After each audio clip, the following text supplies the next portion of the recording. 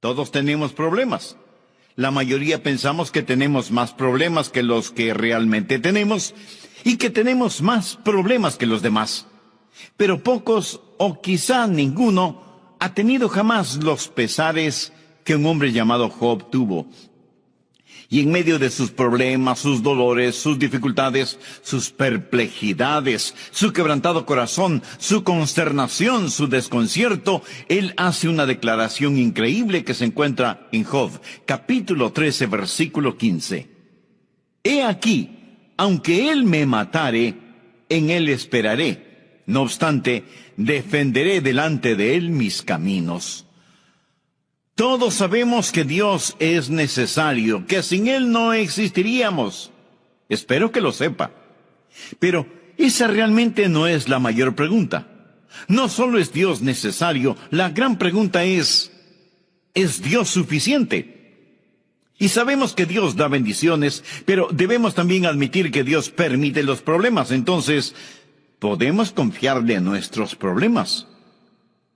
¿Sabe usted lo que el diablo piensa? El diablo piensa que alguien que sirve a Dios sin ningún interés secundario es un tonto.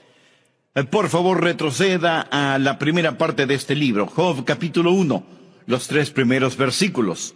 Versículos del 1 al 3. Hubo en tierra de Uz un varón llamado Job, y era este hombre perfecto y recto, temeroso de Dios y apartado del mal. Y le nacieron 7 hijos y 3 hijas. Su hacienda era 7,000 ovejas, 3,000 camellos, 500 yuntas de bueyes, 500 asnas y muchísimos criados. Ahora escuche algo impresionante. Y era aquel varón más grande que todos los orientales. Él era un varón poderoso. Espiritualmente, él era un gran hombre. Financieramente, él era un gran hombre. Domésticamente, él era un gran hombre. Pero el diablo sospechaba de los motivos de Job. El maligno dijo, un momento, la única razón por la cual Job sirve a Dios es porque Dios ha sido muy bueno con él. Dios lo ha sobornado, Dios lo compró. Adelantémonos por favor al versículo 6. Un día vinieron a presentarse delante de Jehová los hijos de Dios. Ahora mire esto. Entre los cuales vino también Satanás. ¿Sabía que a Satanás en la Biblia se le llama el acusador de nuestros hermanos? Las criaturas angélicas venían a presentarse y entre ellas venía Satanás. Y dijo Jehová a Satanás, de paso le diré que Satanás significa adversario. ¿De dónde vienes? Respondiendo Satanás a Jehová dijo, de rodear la tierra y de andar por ella. De hecho, él todavía lo está haciendo, ¿no es cierto? Y Jehová dijo a Satanás, ¿no has considerado a mi siervo Job, que no hay otro como él en la tierra, varón perfecto y recto, temeroso de Dios y apartado del mal? Ahora preste atención al versículo 9. Respondiendo Satanás a Jehová dijo, ¿acaso teme Job a Dios de balde?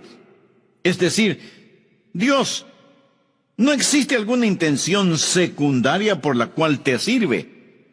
Versículo 10. ¿No le has acercado alrededor a él y a su casa y a todo lo que tiene? Al trabajo de sus manos has dado bendición, por tanto, sus bienes han aumentado sobre la tierra. Aquí Satanás lanza un desafío al rostro de Dios concerniente a Job. Pero extiende ahora tu mano y toca todo lo que tiene, y verás si no blasfema contra ti en tu misma presencia.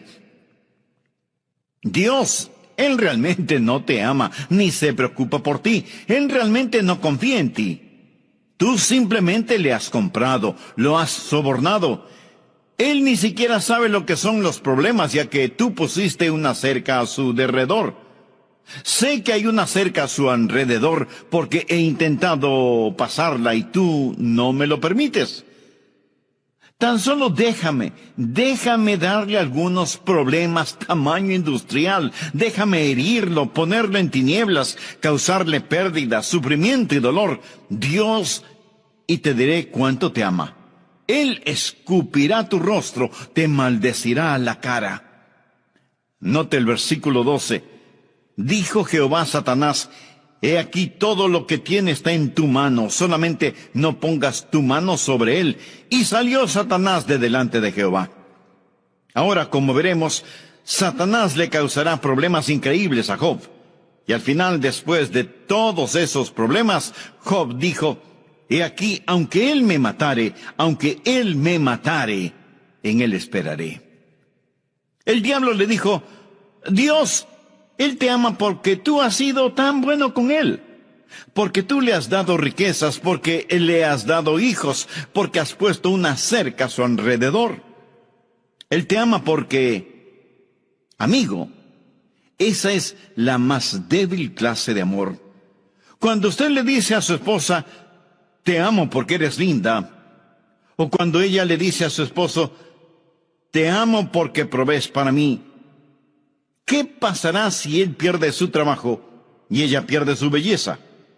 Esa clase de amor puede ser amenazante, y esa es la clase de amor que Satanás pensó que Job sentía por Dios. Le amas porque... elimine el porque y desaparece el amor. Déjeme decir algo en forma incidental aquí. Cuando usted expresa amor a su cónyuge, a sus hijos o a cualquier persona que en verdad ama, elimine el condicional porque y diga simplemente: te amo. No porque lo que tienes o por lo que haces, sino por quien eres. Satanás no podía creer que Job amara a Dios por quien Dios era. Debía haber un motivo ulterior.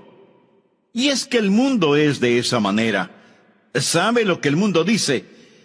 Bueno, ese hombre va a la iglesia por razones de negocios. O esa persona está en el ministerio solo para ver qué puede sacar. Y así por el estilo. El diablo está lleno de esa clase de mentiras. Y él no cree que nadie puede amar a Dios simplemente porque ama a Dios. Así que el libro de Job nos mostrará que Dios no solo es necesario, sino que Dios en sí mismo es suficiente como para que le amemos y confiemos en Él en medio de nuestros problemas. Ahora aquí están 3 preguntas que deseo hacerle, y si usted puede responderme sí a estas preguntas, usted tiene el mismo tipo de fe que tenía Job. Pregunta número 1. ¿Puede confiar en Dios cuando usted está sumergido en sufrimiento? ¿Se puede confiar en Dios cuando uno se encuentra sufriendo? Recuerde lo que dijo Job: he aquí, aunque él me matare, en él esperaré. Job sufrió una pérdida increíble. Continuemos con el versículo 13. Estamos en el capítulo 1.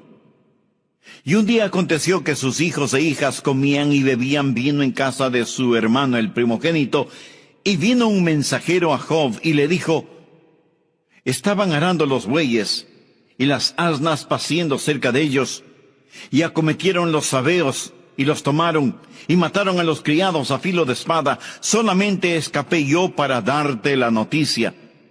Es decir, primero, Job había perdido sus finanzas. Él tenía todos sus animales, su ganado, sus rebaños. Él era un ranchero acaudalado, y súbitamente, en un instante, todo le fue arrebatado.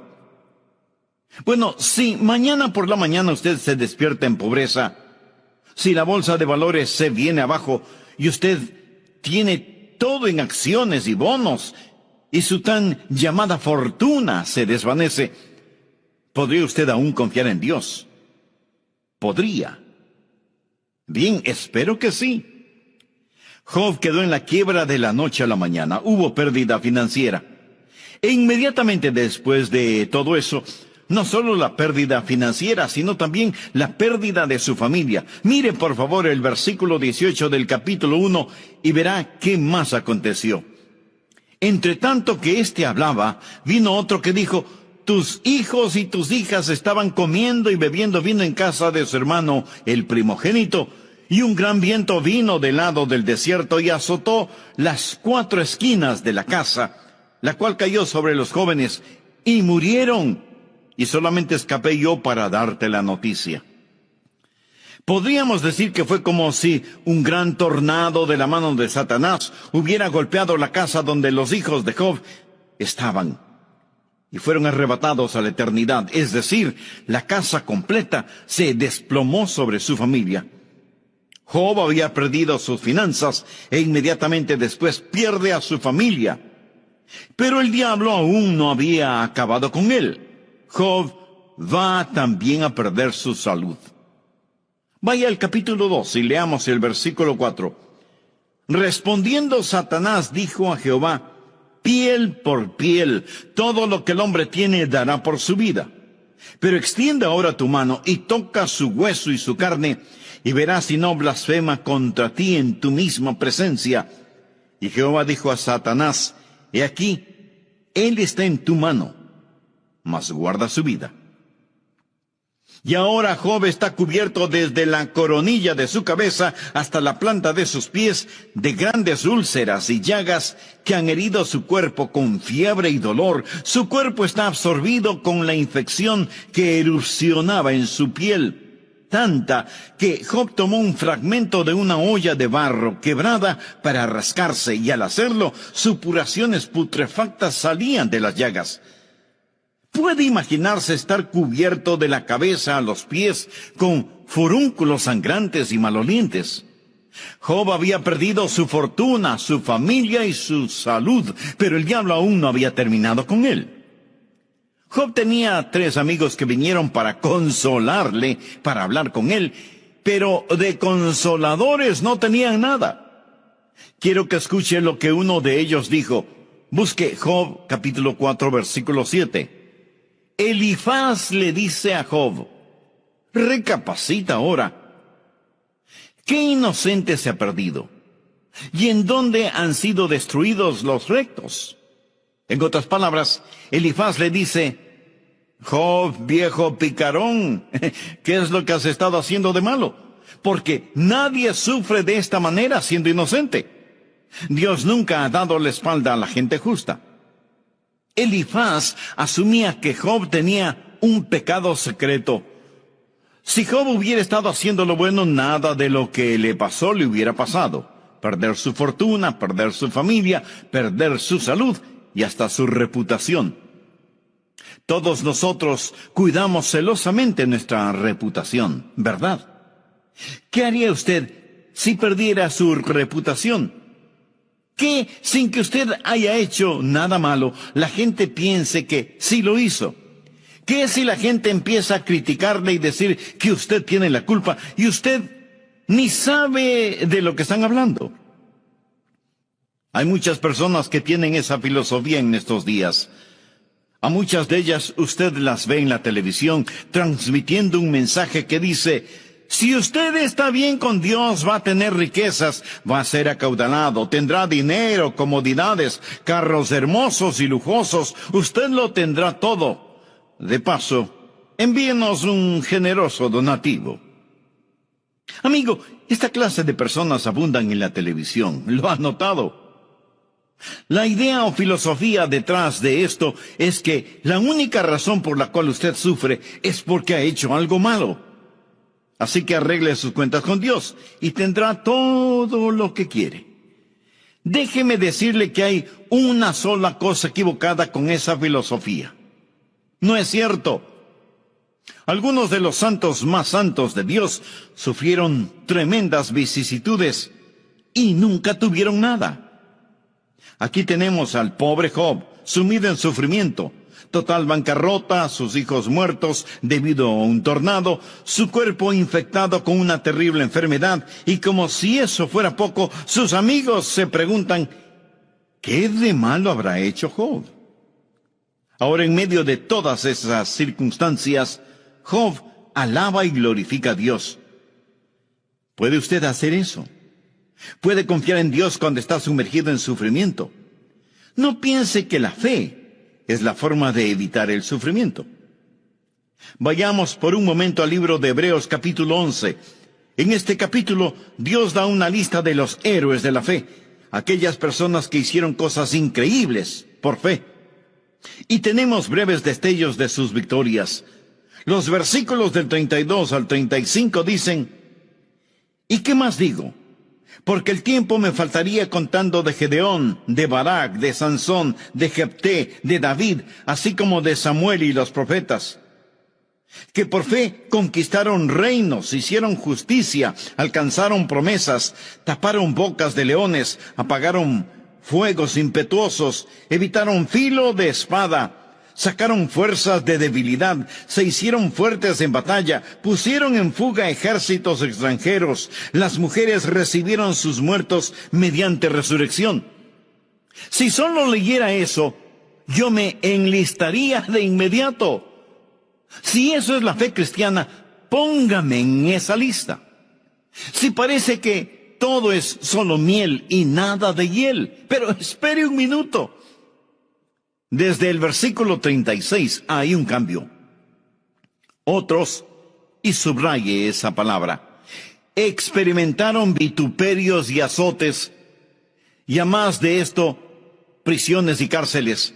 Fueron apedreados, aserrados, puestos a prueba, muertos a filo de espada. Anduvieron de acá para allá cubiertos de pieles de ovejas y de cabras, pobres, angustiados, maltratados, de los cuales el mundo no era digno, errando por los desiertos, por los montes, por las cuevas y por las cavernas de la tierra. En este punto a lo mejor usted pregunta, ¿pero qué hicieron de malo? La respuesta está en el versículo 39. Y todos estos, aunque alcanzaron buen testimonio mediante la fe, tenían un buen testimonio, y no habían hecho absolutamente nada malo. Y pensamos en aquellos que lograron escapar y los que pudieron soportar. Les fue dada la fe para escapar, fe para soportar. Unos fueron puestos en libertad, otros encontraron la muerte. ¿Tiene usted la fe para ser liberado? Pues me alegro por usted. Tiene la suficiente fe como para morir. Qué pregunta, ¿verdad? ¿Qué es lo que estoy tratando de decir? Sencillamente esto: usted puede tener fe y calamidad al mismo tiempo. Tener fe no significa que usted va a salir bien librado siempre. Fe no es recibir de Dios lo que usted quiere. Fe es aceptar lo que Dios le da. Entonces la pregunta es, ¿puede confiar en Dios cuando usted está sumergido en sufrimientos? Entre quienes me escuchan, tal vez hay algunos que están confinados en sus casas debido a alguna enfermedad. Podrían decir como Job, he aquí, aunque él me matare, en él esperaré. Si usted puede decirlo, tapará la boca al diablo. Verá, el diablo piensa, tan solo dejen que esos creyentes tengan un poco de problemas, que tengan persecución, que terminen en bancarrota. Dejen que uno de sus hijos muera, que tengan alguna enfermedad que consuma su cuerpo, que tengan ese tipo de problemas, que sean culpados por hacer mal, cuando ellos no han hecho absolutamente nada malo. Ellos maldecirán a Dios. Pero Job aseguró, yo no voy a maldecir a Dios, yo voy a alabarle. Job expresó, Jehová dio y Jehová quitó. Sea el nombre de Jehová bendito. Amigo, quiero que veamos lo siguiente. Miren lo que dice Job en medio de tan trágicos pesares. Leamos en el capítulo 1, versículo 20. Entonces Job se levantó y rasgó su manto y rasuró su cabeza y se postró en tierra y adoró y dijo, desnudo salí del vientre de mi madre y desnudo volveré allá. Jehová dio y Jehová quitó, sea el nombre de Jehová bendito. Ahora, observe esto. En todo esto no pecó Job, ni atribuyó a Dios despropósito alguno. ¿Ha notado que cuando las personas no pueden culpar a otros por los problemas y dificultades que están pasando, le echan la culpa a Dios? Dice la Biblia que Job no atribuyó a Dios despropósito alguno. En otras palabras, no le culpó a Dios por sus calamidades, más bien alabó el nombre de Dios. Amigo, ¿ha aprendido a alabar el nombre de Dios cuando está en problemas?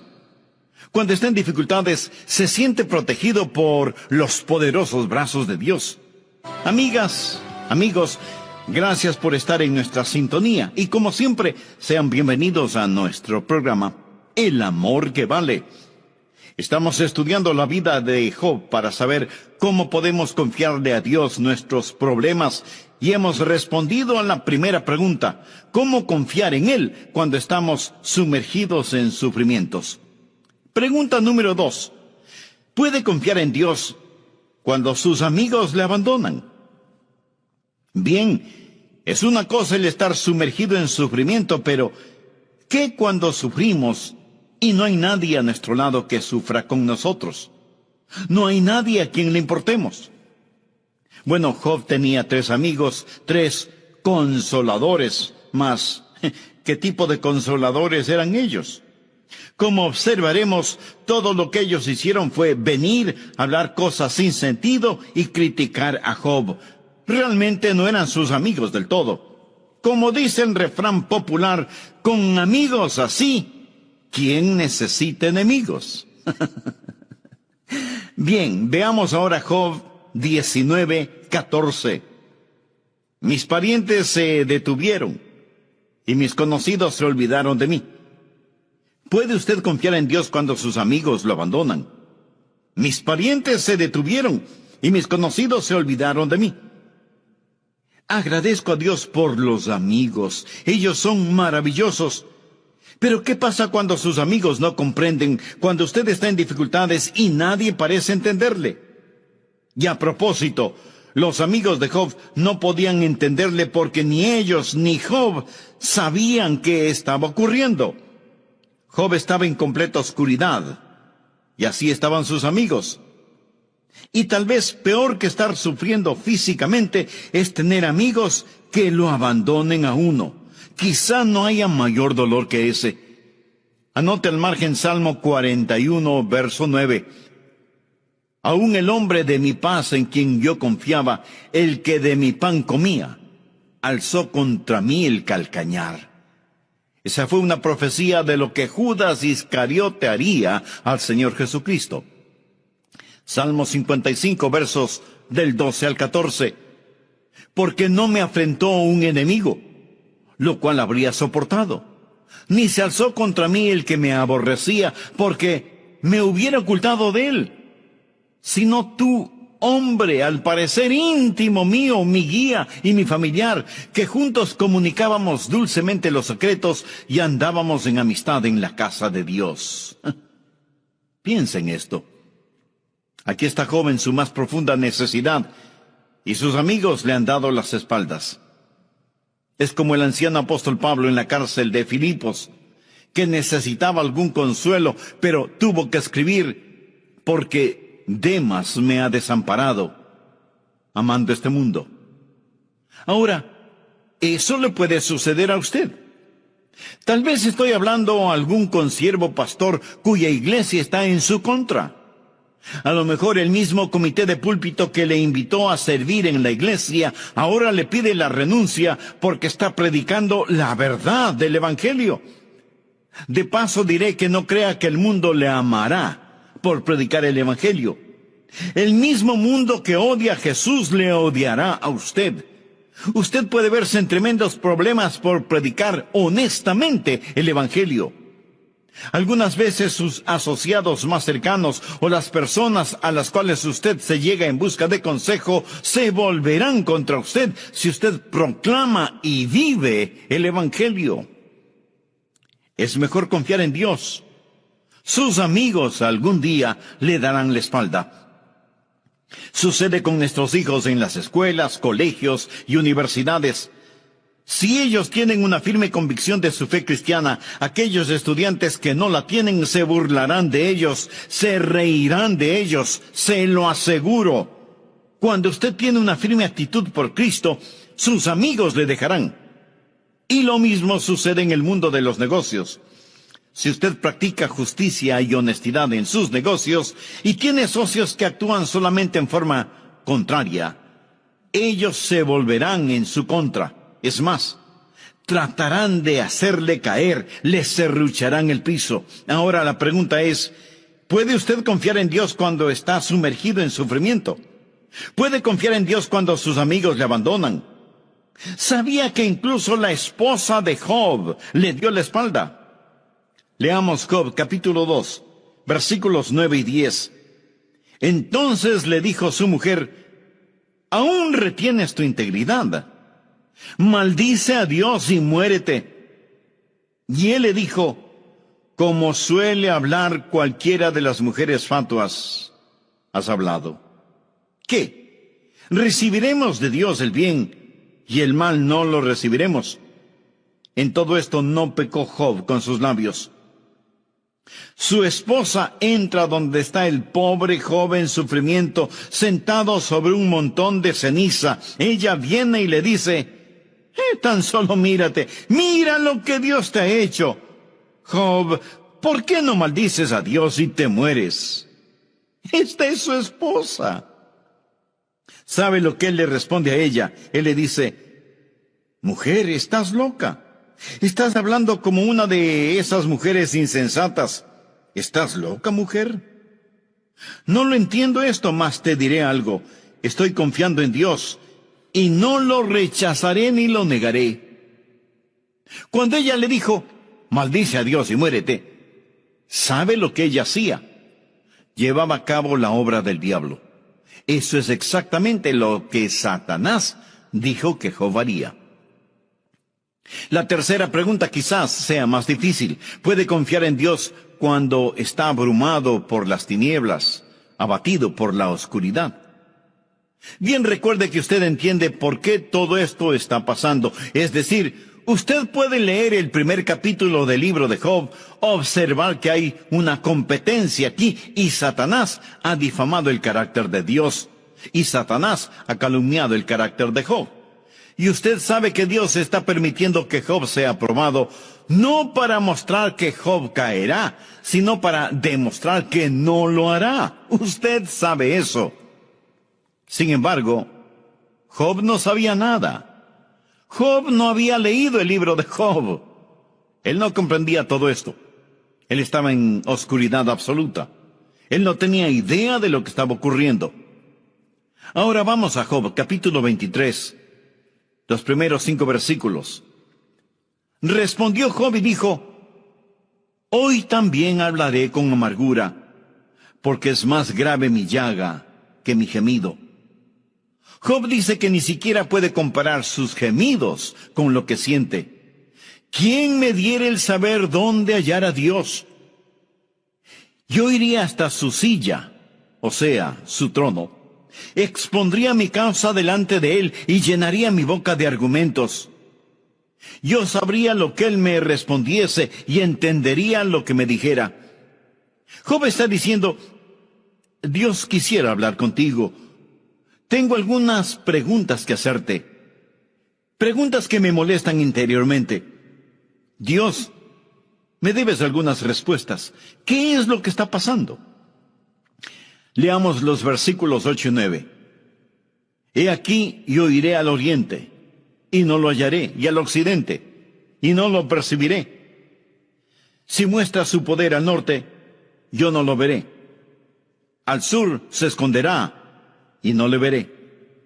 El anciano Job no pudo ver a Dios, es decir, en lo más profundo del sufrimiento, tal vez Dios esté ahí, pero no está. Parece que no está en ninguna parte. Job exclama: Dios, ¿dónde estás? No entiendo lo que está pasando y me gustaría hablar contigo. Quiero saber, dime por qué.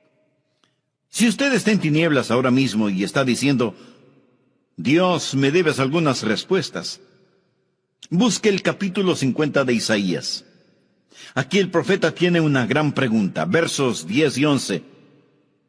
¿Quién hay entre vosotros que teme a Jehová y oye la voz de su siervo? El que anda en tinieblas y carece de luz, confíe en el nombre de Jehová y apóyese en su Dios. He aquí que todos vosotros encendéis fuego y os rodeáis de teas. Andad a la luz de vuestro fuego y de las teas que encendisteis. De mi mano os vendrá esto. En dolor seréis sepultados. El temer a Dios es bueno. El obedecer a Dios es bueno. Pero, ¿cuál es la siguiente cosa? El que anda en tinieblas. Y usted dirá: un momento, pastor, eso no parece encajar aquí.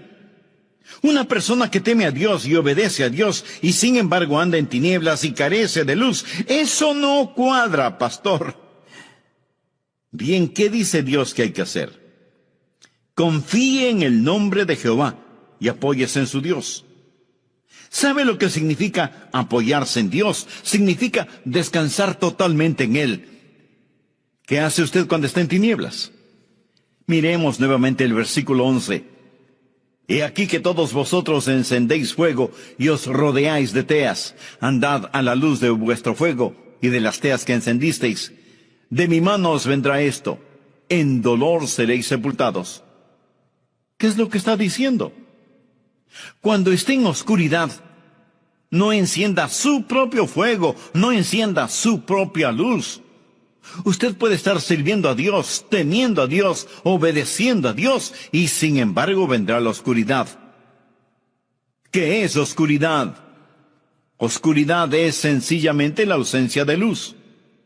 La única forma de que haya oscuridad es eliminando la luz. ¿Quién es la luz? Dios es la luz. Y algunas veces Dios puede irse lejos y dejar a sus siervos en oscuridad. Si usted lee las biografías notables de cristianos, casi todos ellos hablan de algo que identifican como la noche oscura del alma. Habacuc fue uno de esos. Él vio cosas que no pudo entender. Dijo, Dios, ¿cómo puedes hacerme eso? ¿Por qué lo estás haciendo? Dios, no lo comprendo. Juan el Bautista, de quien Jesús dijo, entre los nacidos de mujeres no hay mayor profeta que Juan el Bautista, fue puesto en prisión por Herodes y estando en las tinieblas de la cárcel, él no entendía qué estaba sucediendo. Fue un gran profeta, experimentó tales tinieblas que mandó a sus compañeros a que preguntaran a Jesús si en verdad él era el Mesías o debían esperar por alguien más. El apóstol Pablo, el gran apóstol Pablo, dijo en una ocasión, en apuros, pero gracias a Dios que añadió, mas no desesperados, mas no desesperados. Puede confiar en Dios cuando está sumergido en el dolor. Puede confiar en Dios cuando sus amigos le abandonan. Puede confiar en Dios cuando está abatido por las tinieblas y ni siquiera sabe lo que está ocurriendo. Tal vez si supiera por qué está sufriendo y por qué le abandonaron, entonces quizás podría enfrentar la situación. Bien, si usted puede, dejará al diablo callado. Permítame llegar a la conclusión. Dios finalmente le contesta a Job, al menos le habla a Job, pero no contesta una de las preguntas de Job. Por favor, lea el capítulo 38 de Job. En Dios le enseñó a Job tres cosas. La primera, Dios le enseñó a Job acerca de su soberanía. Capítulo 38, versículos del 1 al 7. Entonces respondió Jehová a Job desde un torbellino y dijo, ¿quién es ese que oscurece el consejo con palabras sin sabiduría? Ahora, ciñe como varón tus lomos. Yo te preguntaré y tú me contestarás. ¿Dónde estabas tú cuando yo fundaba la tierra? Házmelo saber si tienes inteligencia. ¿Quién ordenó sus medidas, si lo sabes? ¿O quién extendió sobre ella cordel? ¿Sobre qué están fundadas sus bases? ¿O quién puso su piedra angular cuando alababan todas las estrellas del alba y se regocijaban todos los hijos de Dios? Job, siéntate. Quiero preguntarte algo, hijo. ¿Dónde estabas cuando yo hice todo? Job, cuando creé el universo, cuando puse este mundo en órbita en el espacio, cuando lo diseñé todo, ¿estabas tú allí? ¿Entiendes, Job? Amigos, los científicos de hoy están tratando de descubrir lo mismo con su telescopio Hubble y aún no lo han descubierto. Job no lo descubrió y usted tampoco lo descubrirá. Hay ciertas cosas que nadie, absolutamente nadie, podrá descubrir porque son de conocimiento exclusivo de Dios. ¿No es cierto? Lo que Dios le está preguntando a Job es: Job, cuando yo hice todo esto, pedí tu consejo. Fuiste mi instructor. Mira, Job, tengo derecho a hacer como deseo. Y en tus problemas es mejor que aprendas de la soberanía de Dios. La segunda, Job aprendió de la suficiencia de Dios. Cuando Job finalmente ve a Dios, lo ve en forma totalmente diferente. En Job capítulo 42, versículos 5 y 6, él dice una gran declaración en el libro de Job: de oídas te había oído, mas ahora mis ojos te ven. El tiempo cuando estará más cerca de Dios y cuando usted le amará y apreciará más es cuando usted está sumergido en sufrimiento, abandonado por sus amigos y abrumado por la oscuridad. Solamente Dios es necesario en tiempos así. Dios será suficiente.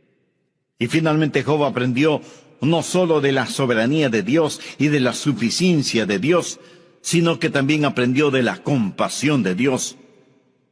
El libro concluye de esta manera. Job capítulo 42, versículos del 10 al 13. Y quitó Jehová la aflicción de Job cuando él hubo orado por sus amigos. Él también puede quitar su aflicción, amigo. Y aumentó al doble todas las cosas que habían sido de Job. Y vinieron a él todos sus hermanos y todas sus hermanas, y todos los que antes le habían conocido, y comieron con él pan en su casa, y se condolieron de él, y le consolaron de todo aquel mal que Jehová había traído sobre él, y cada uno de ellos le dio una pieza de dinero y un anillo de oro. Y bendijo Jehová el postrer estado de Job más que el primero, porque tuvo 14,000 ovejas, esto es el doble, 6,000 camellos, el doble otra vez, 1,000 yuntas de bueyes, 2 veces más, y 1,000 asnas, el doble. Pero mire esto, y tuvo 7 hijos y 3 hijas. Mas espere un momento, ¿por qué no le dio Dios a Job 14 hijos y 6 hijas? Job recibió el doble de todo lo demás. Le diré el por qué. Él nunca perdió a sus hijos y a sus hijas. Tan solo se fueron al cielo. Yo tengo un bebecito en el cielo. No lo he perdido, sé dónde está. Alguien le expresó al gran Vance Havner: siento mucho que haya perdido a su esposa. Y él respondió: no la he perdido, sé dónde está. La muerte puede ocultar, mas no puede dividir. Ellos están al otro lado con Cristo. Ellos están con Él y Él con nosotros. Amigo, escúcheme. El hombre nacido de mujer está hastiado de sinsabores. Gracias a Dios por sus bendiciones. Él bendijo a Job. Dios se complace en la prosperidad de sus siervos, mas es mejor que usted tenga la fe de Job y diga: aunque me matare, en él esperaré. Hay una canción que me gusta mucho y dice así: cuando las respuestas no son suficientes, allí está Jesús. Allí está Jesús. Tarde o temprano usted tendrá que tener la fe de Job. Usted dirá: Jehová dio, Jehová quitó, sea el nombre de Jehová bendito. Bien, tal vez usted diga: no creo que quiera ser creyente si voy a tener toda esta clase de dificultades. Mi amigo, tendrá problemas de todos modos. Hombre nacido de mujer está hastiado de sinsabores. Somos nosotros los que tenemos la respuesta en el Señor Jesucristo. Amén. ¿Sabía usted que la salvación es un regalo de la gracia y misericordia de Dios? Usted no puede hacer nada para ganarla, excepto traer sus pecados delante de Dios, arrepentirse, pedir perdón y tener a Cristo en su corazón. Si usted se llega a Él con arrepentimiento y fe, Él le salvará. La Biblia dice: estas cosas os he escrito a vosotros que creéis en el nombre del Hijo de Dios, para que sepáis que tenéis vida eterna y para que creáis en el nombre del Hijo de Dios. Usted puede saberlo hoy mismo recibiendo a Cristo. ¿Le gustaría decir una oración al respecto? Querido Dios, Reconozco que soy pecador y que mi pecado merece ser juzgado, pero necesito misericordia. Señor Jesús, tú pagaste con tu sangre por mi pecado. Gracias por tomar mi lugar. Me arrepiento de mis pecados y te recibo en mi corazón como mi Salvador y mi Señor. No pido ninguna señal o alguna sensación emocional. Me aferro a tu palabra y con todo mi corazón confío en ti. Gracias por escucharme, gracias por perdonarme. Comienza a hacerme la clase de persona que tú quieres que sea y dame el valor de confesarte públicamente sin avergonzarme de ti. Lo pido en tu santo nombre. Amén. Una vez más, me es muy grato el saludarle y extenderle una sincera bienvenida a nuestro programa El Amor que Vale. Sabe, estuve pensando acerca de los nombres de Dios. Jehová Shammah significa el Dios que está aquí. Jesús dijo, porque donde están 2 o 3 congregados en mi nombre, allí estoy yo en medio de ellos. Gracias a Dios por eso. Jesús está con nosotros. Jehová Shammah está aquí, más cercano que la persona que puede estar junto a usted. Por favor, abra la palabra de Dios en Romanos capítulo 12. Hoy estudiaremos acerca de los dones espirituales. Romanos 12, versículo 6. De manera que teniendo diferentes dones, él está hablando acerca de los diferentes dones. Usted tiene un don, yo tengo otro. Tenemos dones diferentes. Nadie tiene todos los dones. Todos tenemos por lo menos un don. Usted es un hijo dotado. Un don espiritual no es un talento natural, pues un don es una habilidad sobrenatural. Puede ir entrelazado con un talento natural, pero va más allá.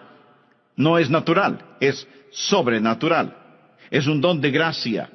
La palabra griega para gracia es charis. Por ello lo llamamos un don carismático.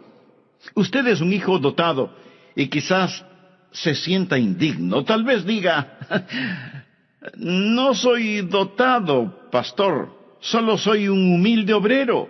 Ni siquiera soy digno de dirigir en oración silenciosa en el departamento de niños. Mi amigo, usted es un hijo dotado. Alejandro Magno, el gran general conquistador, una vez dio una preciosa e invalorable copa de oro a un humilde sirviente. Cuando el sirviente vio el regalo, exclamó, «Oh, no, eso es demasiado para que yo lo reciba». Y Alejandro se irguió y dijo, «Pero no es demasiado para mí el darlo. Dios es el que da el don. Por eso, no se acerque con una humildad falsa diciendo que usted no tiene ningún don particular. En los tribunales de Cristo, usted dará cuentas de lo que hizo con su don espiritual y su mayordomía de ese don espiritual. Así que usted necesita descubrir su don espiritual y hoy vamos a estar hablando acerca de cómo descubrir su don. Veamos en primer lugar la presentación de sacrificio. Todo empieza con la presentación de un sacrificio. Por favor, mire Romanos 12, versículo 1. Así que, hermanos, os ruego por las misericordias de Dios, que presentéis vuestros cuerpos en sacrificio vivo, santo, agradable a Dios, que es vuestro culto racional. Subraye las palabras presentéis y sacrificio, y entonces entenderá por qué hablo de la presentación de un sacrificio. Pablo escribió bajo la inspiración divina y empieza diciendo, os ruego. Usted sabe lo que significa rogarle a alguien. Significa suplicarle. Y puesto que Pablo escribió por Dios mismo, casi es como si Dios estuviera de rodillas delante de nosotros rogándonos. Esta es la oración de Dios hacia nosotros. Cuando oramos a Dios y le decimos, Señor, te ruego, Señor, por favor, Señor, por favor. Bien, si no oímos la oración de Dios hacia nosotros, ¿por qué Dios debe oír nuestra oración a Él? Nuestro Señor está diciendo, os ruego que presentéis vuestros cuerpos en sacrificio vivo. ¿Por qué? En base a las misericordias de Dios. Él es bueno siempre, ¿verdad? Oh, gracias a Dios por sus misericordias. Cuando éramos rebeldes y estábamos bajo maldición e íbamos rumbo al infierno, cuando estábamos en oscuridad y no entendíamos, Él por su misericordia nos buscó, nos salvó, nos guarda, nos satisface, somos suyos, nos compró con su sangre. Escúcheme cuidadosamente. La consagración no es dar a Dios algo. La consagración es quitar sus manos de lo que ya le pertenece a Dios. Usted no es su dueño, usted sencillamente quita sus manos de éste. Usted no puede decir, es mi vida, no lo es. Usted no es su dueño. Fue comprado con un precio y debemos ser un sacrificio vivo. ¿Qué significa que debemos ser un sacrificio vivo? Permítame decirle lo que significa. En primer lugar, va a ser diferente a cualquier sacrificio animal del Antiguo Testamento, porque ningún sacrificio animal fue voluntario. Usted se ofrece, se presenta. ¿Lo ha hecho alguna vez? Simplemente ha dicho, heme aquí, Señor, me presento a ti, soy un voluntario. Todo lo que tengo es tuyo. Wilbur Chapman fue un gran evangelista, y él le preguntó al general Wood, el fundador del Ejército de Salvación, General, ¿cuál es el secreto de su vida? ¿Por qué Dios lo ha usado tanto? El general Wood pasó su mano por sus blancos cabellos, pensó por un momento y luego contestó, Dios tiene todo de mí. Ha habido hombres más inteligentes, enormes oportunidades, pero yo desde el día que tuve la visión de lo que Dios podía hacer por la pobre y antigua ciudad de Londres, determiné en mi mente que Dios poseería todo de mí, de William Booth. Permítame preguntarle, ¿alguna vez le ha dicho eso a Dios? Dios, aquí estoy. Puedes tener todo lo que soy. Me presento voluntariamente como un sacrificio, sabiendo que eso significa que soy desechable. Todos mis planes y metas, así como las llamadas posesiones, los sacrifico, Señor, a tu sangre. ¿Esto no le parece extraño a usted? Bueno, lo es para la gente moderna. Queremos tomar nuestro cristianismo y fijarlo a nuestra vida regular. Queremos defender nuestra vida, nuestros derechos. Permítame decirle lo que le sucedía a un sacrificio en el Antiguo Testamento. Era degollado. Por lo tanto, no más planes propios. Se lo ponía en el altar, y toda vez que era un sacrificio de sangre, había la tendencia de que el sacrificio se resbalara del altar, por lo que usaban dos ganchos llamados ganchos de carne. ¿Sabe usted qué es lo que le sujeta al altar? ¿Tiene usted la tendencia de resbalarse del altar? Bueno, yo la tengo. Hay dos ganchos que lo mantendrán en el altar: disciplina y devoción. Y para pertenecer al Señor Jesucristo, eso es lo que debe hacer, presentarse como sacrificio vivo. Pero la mayoría de nosotros no queremos usar esos ganchos, disciplina y devoción, que nos mantendrán en el altar del sacrificio. ¿Sabe lo que el creyente promedio dirá al respecto? Yo no quiero estar obligado a nada. Me uniría a la iglesia, pero no quiero estar obligado a nada. Puedo prometer una ofrenda de amor, pero no quiero estar obligado. Quiero ser libre. No, mi amigo. Esto no es un sacrificio. ¿Y qué es lo que le pasaba al sacrificio en el Antiguo Testamento? Era consumido, era quemado. ¿Sabía que usted nunca adorará a Dios verdaderamente hasta que sea consumido? ¿Alguna vez ha sido consumido por el fuego santo de Dios? Eso es lo que Pablo está diciendo. Pero algunos de ustedes objetarán diciendo, un momento, pastor, por favor, yo no quiero hacer todo eso. Solo quiero que me diga cuál es mi maravilloso don espiritual. Bueno, Pablo se lo va a decir. Pero verá, mi amigo, primero debe haber una presentación sacrificial, o sea, la presentación de usted mismo. Usted dice, Pastor Rogers, si yo hiciera eso, ¿Quién sabe lo que Dios quisiera que yo haga? Suponga que usted tiene un hijo, jovencito, y suponga que un día su joven hijo viene y le dice, papá, he estado pensando, tú eres tan sabio, amoroso y bondadoso, y tienes tanta experiencia. Por eso, me parece que lo mejor que puedo hacer es pedirte consejo. Y lo que tú me digas que debo hacer, eso es lo que haré. Y lo haré de todo corazón. Dime qué quieres que haga, dónde quieres que vaya, qué deseas que estudie, quiénes quieres que sean mis amigos. Lo que me digas, lo haré. Y usted piensa, mi hijo debe tener calentura. Pero suponga que en verdad quiere hacer lo que usted le pide. Así que usted va donde su esposa y le dice, parece que a nuestro hijo lo tenemos en las manos.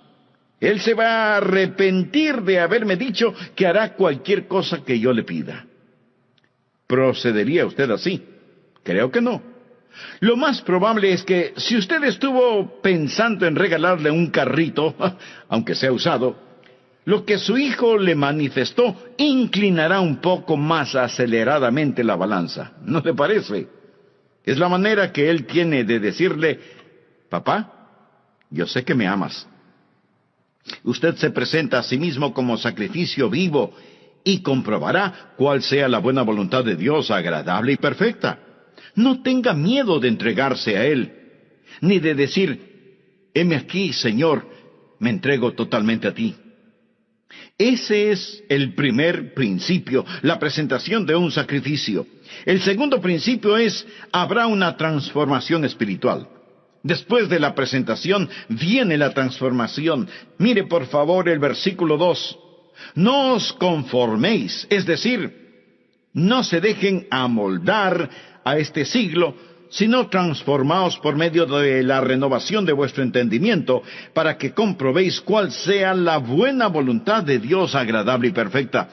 Una transformación. La palabra transformación aquí es una traducción de la palabra griega metamorfo. ¿Qué palabra le recuerda? Metamorfosis. Y esta es la transformación. Usted pasará por una metamorfosis. Como una oruga entra en un capullo y pasa por una metamorfosis, y ese feo gusano que entra en ese capullo sale como hermosa y gloriosa mariposa. ¿Por qué? Porque ha pasado por una metamorfosis que literalmente significa un cambio de forma. Y cuando usted se presenta de esa manera a Dios, amigo, usted va a tener una metamorfosis. La palabra describe literalmente lo que pasa cuando la naturaleza interna sale a la superficie. ¿Cuál es la naturaleza interna de esa oruga? Es una mariposa. ¿Sabía que esta es la palabra que se usó cuando Jesús fue transformado en el monte de la transfiguración? ¿Recuerda la historia? Él subió a esa montaña con Pedro, Santiago y Juan, y allí la Biblia dice que Él fue transformado, transfigurado. Es exactamente la misma palabra que se usa aquí. Por ello, se le llama el monte de la transfiguración. Jesús pasó por una metamorfosis. ¿Recuerda lo que dije? ¿Qué es una metamorfosis? Es cuando la naturaleza interna sale a la superficie. ¿Cuál es la naturaleza interna de Jesús? Gloria. Cuando Él pasó la metamorfosis, su gloria salió a la superficie. Su rostro resplandecía como el sol de mediodía. Su vestidura era blanca como la nieve. El fulgor del Señor Jesucristo estaba allí siempre, pero lo que estaba en la naturaleza interna pasó por una metamorfosis. Y la naturaleza interna salió a la superficie como la naturaleza interna de una oruga, una mariposa. La naturaleza interna de Jesús es gloria. Una pregunta. ¿Cuál es su naturaleza interna si es salvo? Jesús. Jesús. Él es su naturaleza interna. Y cuando usted se presenta a Él como un sacrificio vivo, una transformación espiritual toma lugar. El Jesús que es residente en usted se convierte en el Jesús presidente en usted. El Jesús escondido en usted es el Jesús revelado en usted. Y hay un cambio divino y usted no es moldeado por este mundo. Y este mundo que camuflaría, borraría y escondería su naturaleza interna, esos grilletes se rompen y Jesucristo sale de usted. Y usted tiene un cambio divino que le da la mente de Cristo, se renueva en el espíritu de su mente. Usted nunca entenderá realmente su don espiritual sin la mente de Cristo, sin una mente renovada. Y si usted está intentando descubrir su don espiritual sin presentarse voluntariamente como sacrificio, con razón que no sabe cuál es su don espiritual. ¿Sabe por qué usted no sabe cuál es su don espiritual? Porque su mente no está renovada. Pero cuando usted se presenta a Él como un sacrificio, habrá una transformación espiritual y usted comprobará cuál sea la buena voluntad de Dios, agradable y perfecta. No le tema a la voluntad de Dios. Ese es el lugar más alto, más feliz y más santo para usted.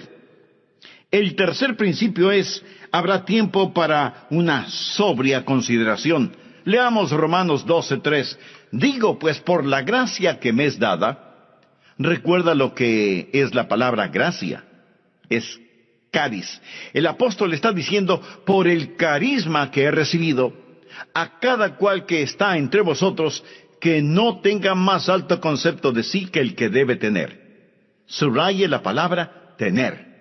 Sino que piense de sí con cordura, conforme a la medida de fe que Dios repartió a cada uno. Note el énfasis de Pablo en las palabras tener y pensar. No estamos hablando de que Él, Jesús, va a renovar nuestra mente. Bien. ¿Qué es lo que usted haría con una mente renovada? Puedo sugerirle que piense. Tal vez algunos de ustedes crean que es erróneo el pensar. Piensa que cuando usted se volvió un creyente, puso su mente en neutro y que debe vivir solo con estremecimientos espirituales. ¡No! Dios renueva su mente para que usted pueda pensar con esa mente renovada. Hablamos de descubrir su don espiritual y usted debe pensar. Ahora, ¿cómo o qué piensa de usted mismo? Quiero que haga un inventario de usted mismo. Olvídese por un momento de mí y solo piense en usted. ¿Cómo debe pensar? Bueno, miremos la respuesta en el versículo 3. Que no tenga más alto concepto de sí que el que debe tener. Eso, mi amigo, en simple español quiere decir que no debe presumir de tener un don espiritual que no lo tiene. Escuchamos a algunas personas decir, oh, usted puede hacer cualquier cosa que piensa que puede alcanzar. Hay una palabra muy castiza para describir eso. Tonterías. Eso es pura necedad. Les dicen a los jóvenes, cualquier cosa que quieran hacer, la pueden hacer. Muy bien. Veamos quién puede tomar el lugar de Michael Jordan, el más grande atleta que ha existido en el básquetbol. ¿Quién puede rivalizar con él solo pensándolo? No. Usted no podrá hacerlo porque no tiene ni la habilidad ni la contextura física para hacerlo. Michael Jordan nació para jugar básquetbol. Pero así como él tiene talento natural y habilidad física para el juego, usted tiene talentos y habilidades sobrenaturales. Pero lo que necesita hacer es no pensar acerca de usted mismo con un más alto concepto del que debe tener. No hay que tener una falsa humildad. Miremos nuevamente Romanos 12:3. Que no tenga más alto concepto de sí que el que debe tener, sino que piense de sí con cordura. La palabra cordura es una palabra interesante. Proviene de dos palabras griegas que significan ahorro y mente. Pensar con cordura. Decir, soy lo que soy por la gracia de Dios. Así que no vaya por ahí diciendo que usted no tiene ningún don espiritual. Eso no es más que una falsa humildad. Y una falsa humildad es tan mala como el pecado de la exageración. El decir que usted tiene un don espiritual no es malo, pero el decir que no lo tiene es rebelión. Tiene que pensar con cordura, o sea, tiene que pensar honestamente acerca de lo que tiene. El negar el regalo de la gracia no es humildad, es incredulidad y rebelión. Pensar de nosotros mismos con cordura, sin pecaminosa exageración ni falsa humildad. Mírese a usted mismo. Haga un inventario de usted mismo. Pero pastor, eso suena complicado. ¿Podría ayudarme un poquito? Deme alguna guía de cómo pensar. Bien, en el próximo programa de esta serie le daré a conocer varios principios que le ayudarán mucho en este asunto de descubrir su don o dones espirituales. Antes de finalizar, quiero decirle que si usted hizo un inventario honesto de usted mismo, seguramente descubrió no solo que no está utilizando sus dones, sino que no tiene una relación personal con el dador de sus dones. Y para activar esos dones espirituales, usted necesita estar conectado a la fuente de poder. Si ese es su deseo, le invito a orar de la siguiente manera.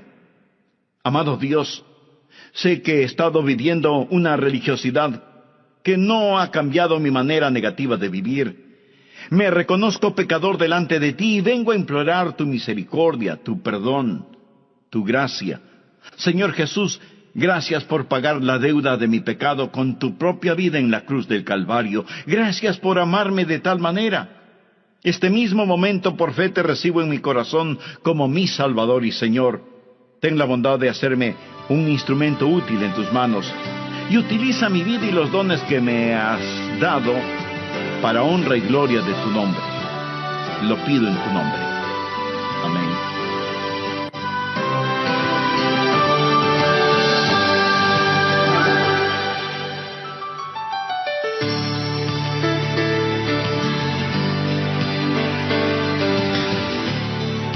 Suponga que su hijo tiene una extraordinaria habilidad para la escultura, pero usted lo presiona para que sea un abogado. Si llega a serlo, será un pésimo abogado, cuando pudo haber sido un brillante escultor. Y habrá enojo en ambos, en su hijo porque usted no le dejó ser escultor, y en usted porque se avergonzará de tener un hijo que es mal abogado. Los ejemplos abundan en las familias y, aunque usted no lo crea, en las iglesias. En vez de dejar que las personas hagan aquello para lo cual Dios las ha equipado y les ha dado un don, tratamos de frenarlas en las áreas en las cuales sobresalen y las inflamos en áreas para las cuales no tienen ningún don. Dios le ha dado a usted un don particular y hoy terminaremos de estudiar cómo descubrir su don espiritual. Bienvenidos a El Amor que Vale, con el pastor, maestro y autor, Dr. Adrián Rogers, supliendo las necesidades de la gente con la verdad de la palabra de Dios, trayendo personas a Cristo, transformando vidas alrededor del mundo y ayudándole a usted a descubrir el poder del amor más grande, el amor que vale. A continuación, un edificante mensaje del Dr. Adrián Rogers en la voz del pastor Lenín de Llanón. Un muy atento saludo para todos ustedes, apreciados amigos de nuestro programa El Amor que Vale. Quiero compartir con usted varios principios que le ayudarán a descubrir su don espiritual. Primero, el principio de la iluminación.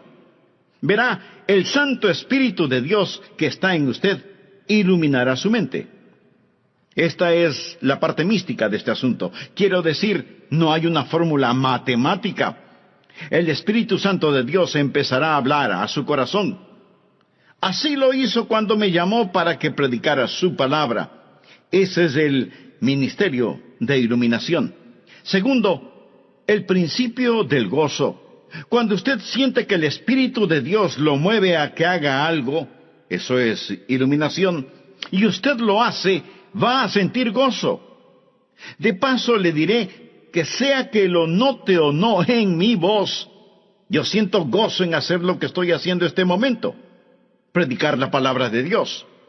Siento mucho gozo predicando, y usted tiene que preguntarse a usted mismo, ¿qué es lo que en realidad me gozo en hacerlo? ¿Ha escuchado el relato de la escuela para animales? El caso es que los animales tenían una escuela en donde se les enseñaba a correr, a trepar, a volar y a nadar. Y cuando el Pato ingresó en esa escuela, era formidable nadando. Volando no era tan bueno, y era muy malo para trepar y correr.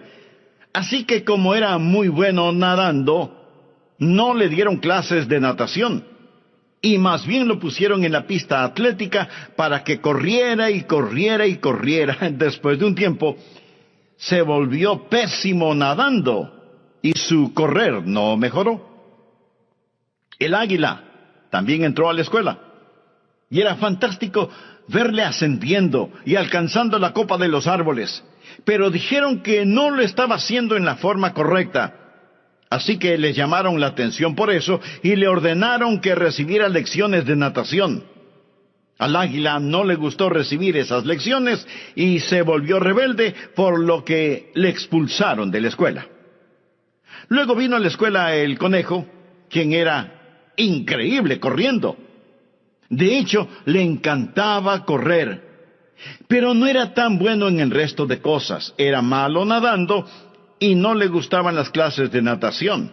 Tampoco le gustaba el trepar a los árboles, y después de unos días, el pobre conejo tuvo un ataque de nervios. Luego vino la tortuga. Uno debe sentir pena por la tortuga. No podía correr, no podía nadar, no podía volar, no podía trepar, y los animales dijeron: ¿qué de bueno puede hacer la tortuga? Así que le quitaron su caparazón para que fuera un poco más rápida caminando, hasta cuando un caballo la pisó.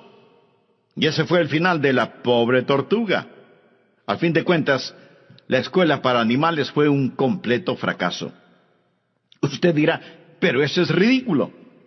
Mi amigo, eso es exactamente lo que estamos tratando de hacer en las iglesias en nuestros días. En vez de dejar que las personas hagan aquello para lo cual Dios les ha equipado y les ha otorgado un don, tratamos de frenarlas en las áreas en las cuales son fuertes y de inflarlas en algunas áreas para las cuales no tienen ningún don. Dios le ha dado a usted un don particular y va a descubrir que recibirá iluminación sobre su don espiritual y experimentará gozo al utilizar su don. Tercero, el principio del ánimo. Usted encontrará a otras personas animándole en su don espiritual. ¿Por qué? Porque ellos son bendecidos por su don. Fue maravilloso para mí cuando era un jovencito en la iglesia y yo rendí mi vida para hacer lo que el Señor Jesús quisiera que yo haga. Escribí en un pedazo de papel: aquí estoy, Señor, para lo que tú quieras que yo haga. Y ellos me pidieron que fuera el pastor para la semana juvenil. ¿Se puede imaginar eso? Yo no era un buen estudiante. Inteligente, pero no era un buen estudiante. Ni siquiera recuerdo si llevaba libros a la casa para estudiar. Y si algo no lo entendía durante las clases, pues fingía haberlo entendido. Y así pasaba con calificaciones promedio. La última cosa que se me hubiera ocurrido pensar era que me pidieran predicar durante la semana juvenil. Y ahí estaba yo, petrificado. Pero prediqué. Y la gente después vino a decirme: me bendijo lo que dijiste. Estuvo bueno. Debes predicar otra vez. Al principio pensé que me lo decían por pura cortesía. Seguramente no dije nada bueno, pero continuaron felicitándome y eso me gustó.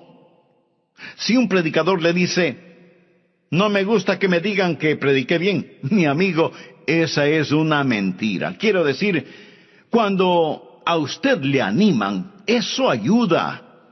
Entonces hay iluminación, hay gozo y hay ánimo. Cuarto, el principio de la participación compartida. Romanos 12, versos 4 y 5. Porque de la manera que en un cuerpo tenemos muchos miembros, pero no todos los miembros tienen la misma función. Eso es, no todos hacen el mismo trabajo. Así nosotros, siendo muchos, somos un cuerpo en Cristo, y todos miembros los unos de los otros.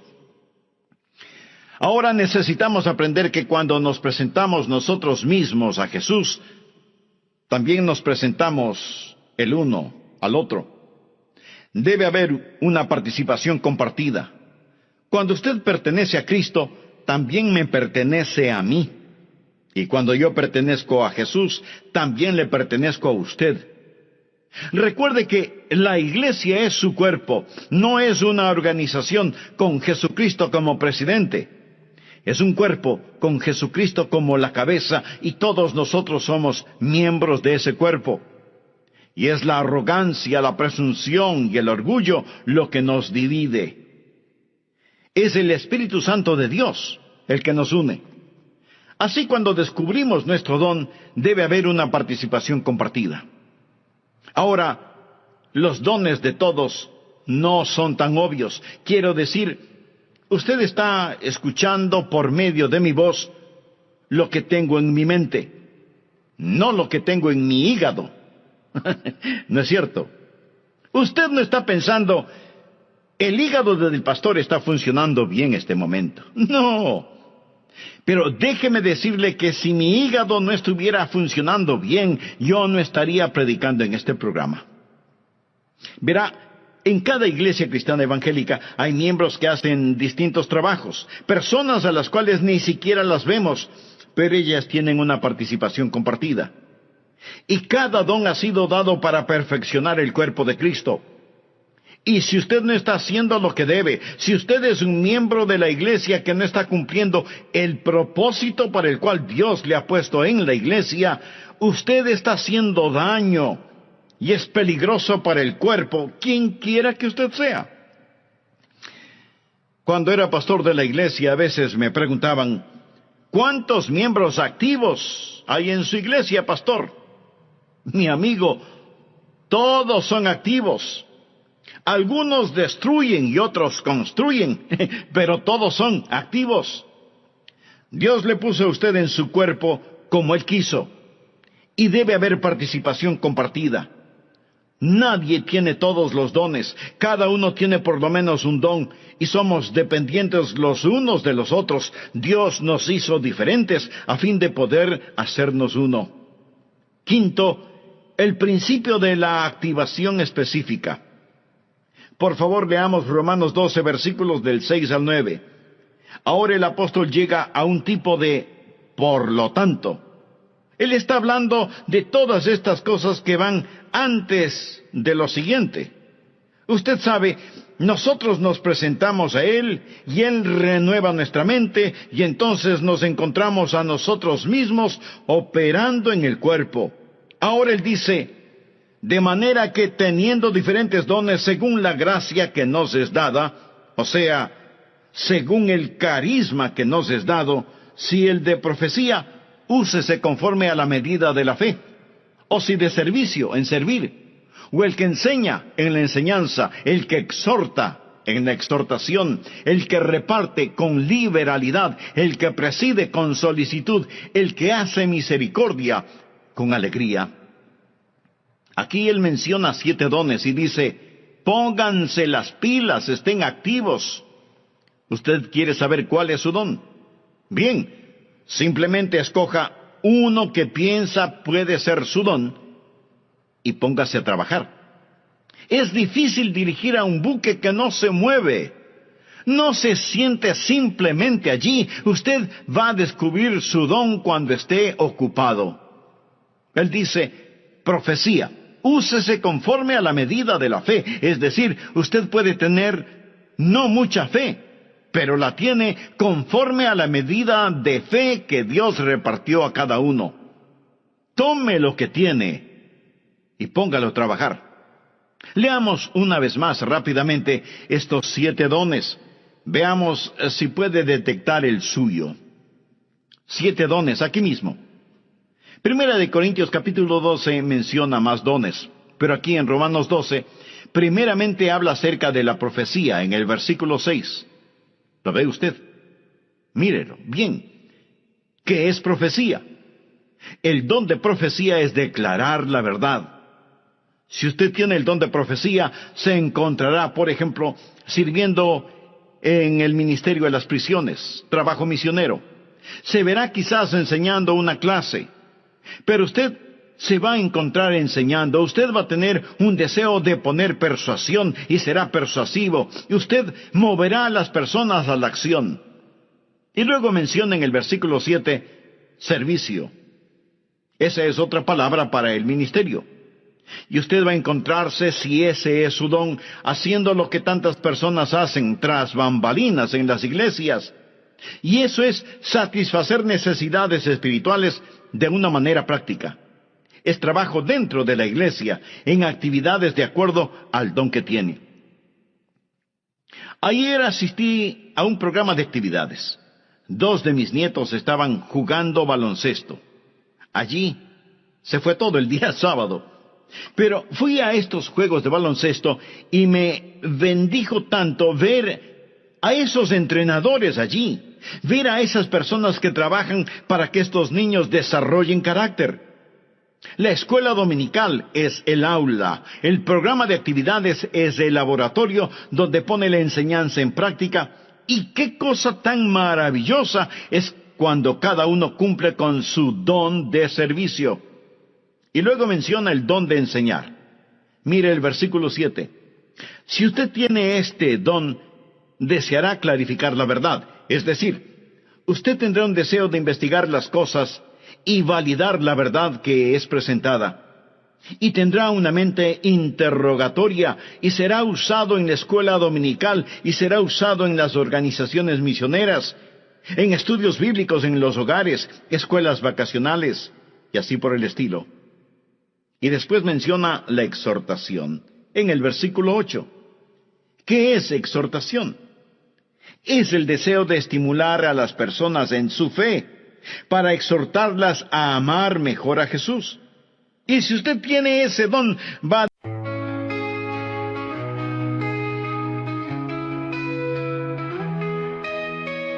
Lost in the rhythm of the wind, strings whisper secrets to my soul. In a world of alternative rock where indie rock takes control, our rock paints a picture so vivid, where your female vocals sing so sweet, melodic tones that captivate in this experimental retreat. Deep within the music's embrace, I find solace in this space, where the lyrics intertwine with the beats of time. Layers of sound surround me, like a symphony of the mind. An art rock masterpiece unfolding in a melody so kind.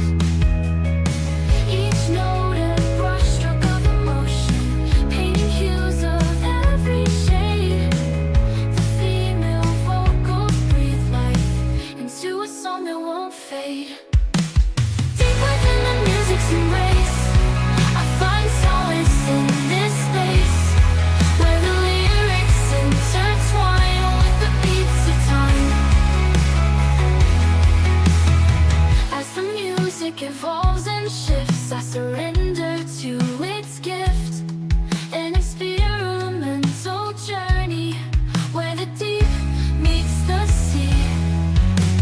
Deep within the music's embrace, I find solace in this space, where the lyrics intertwine with the beats of time. The final chord fades away in this chill melodic play, a song that lingers in the air, leaving traces everywhere.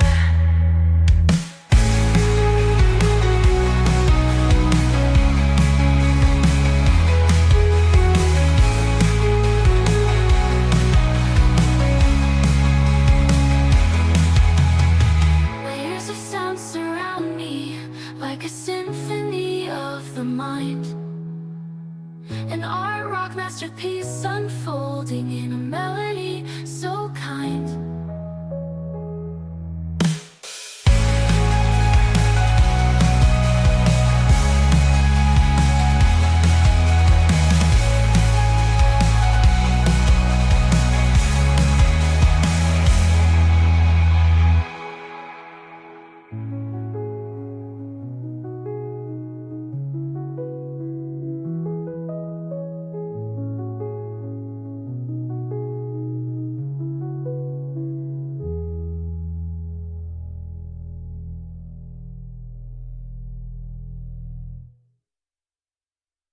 disfrutar la consejería personal. Usted quizás va a estar en el ministerio de música, o quizás en visitación, buscando a los que están perdidos o descarriados, ganando almas. El ministerio de motivación. Eso es exhortación. Y luego menciona repartir o dar. A todos se nos manda dar, pero algunas personas tienen el don de dar. ¿Y qué es eso? Es la motivación de encomendar a otros los recursos personales para que la obra de Dios pueda continuar. Sabe tomar decisiones buenas para satisfacer necesidades inmediatas. Usted tiene cuidado al dar, pero está deseoso de dar y tiene la habilidad de acumular y dispersar los recursos. Y hay personas en nuestras iglesias que tienen el don de dar. Y doy gracias a Dios por eso. Y continúa en el versículo 8 con presidir. Quizá ese sea su don. Es el de motivar, no el de mandar. Es coordinar las cosas y ayudar a las personas a ver todo el panorama y moverlos hacia esa visión. Coordinar las actividades de otros para una meta común, para la gloria de Dios. Y ese es el don de presidir, dirigir, ponerse de pie ante otros. Una persona que tiene este don también tiene el don de visión. Él ve hacia donde debemos ir y empieza a llevar y a motivar a las personas hacia eso. Luego tenemos el don de misericordia. Quizá ese sea su don. ¿O cuán necesario es ese don? Mire el versículo 8. ¿Cuál es el don de misericordia? Usted se identifica con las personas y consuela a los que están en dolor. Ahora llegamos a la última cosa. Después de haber una actividad donde usted realmente se ha ocupado, va a darse cuenta que todo empezará a calzar. Por favor, regresemos al versículo 2. No os conforméis a este siglo, sino transformaos por medio de la renovación de vuestro entendimiento, para que comprobéis cuál sea la buena voluntad de Dios, agradable y perfecta. Habrá la confirmación evidente. Usted comprobará cuál sea la voluntad de Dios, agradable y perfecta. Lo comprobará en su propio corazón. Tendrá esa confirmación y usted dirá, ese es mi don espiritual. Y una vez que usted llegue, primero, acéptese a sí mismo.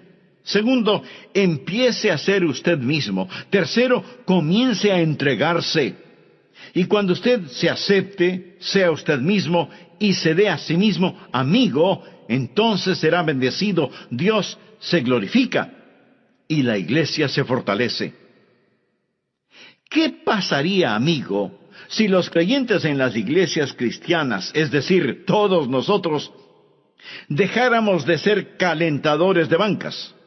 Porque muchos lo son, calentadores de bancas. ¿Qué pasaría si usted se presenta como sacrificio vivo y tuviera una transformación espiritual?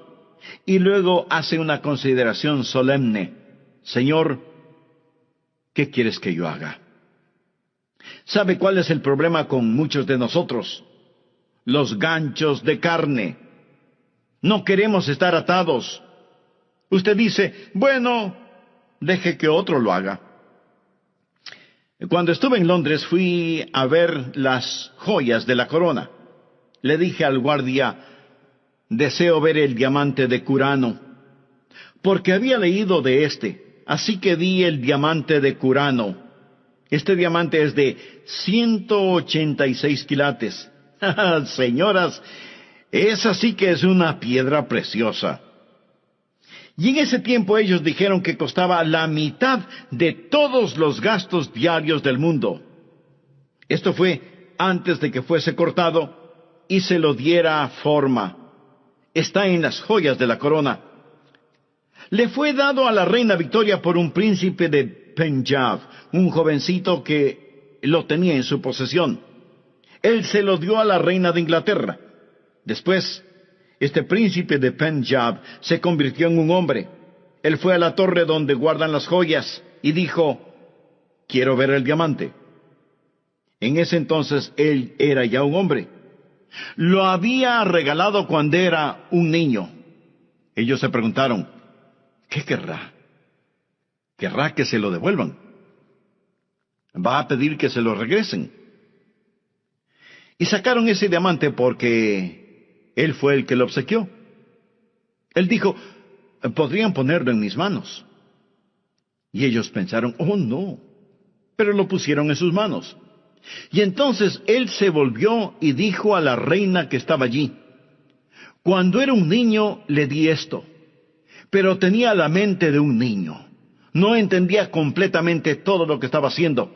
Ahora, como un hombre, entendiendo más el valor total de este diamante, una vez más quiero regalárselo.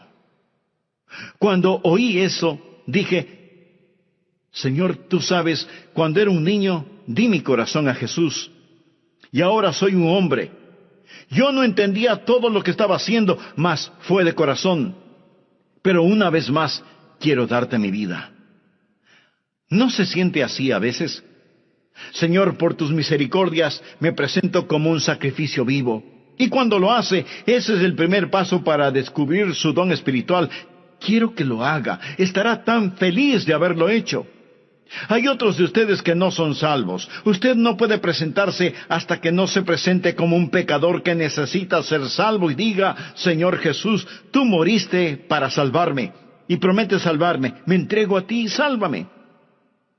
Hemos estado hablando de cómo descubrir su don espiritual, pero a lo mejor hay otro descubrimiento que usted necesita hacer, y es en recibir la vida eterna. Descubrir su destino, descubrir a Cristo como Salvador y Señor en forma personal. Él le ama con un amor infinito y hoy extiende hacia usted su mano de misericordia, gracia y perdón. Dios quiere salvarle. Usted no tiene que persuadir a Dios para que le salve. Ore conmigo de la siguiente manera. Señor Jesús, ven a mi corazón, perdona mis pecados, límpiame. Sálvame. Señor Jesús, confío en ti y ayúdame a descubrir el don espiritual que tú mismo me diste para servirte total y completamente. En tu santo nombre lo pido.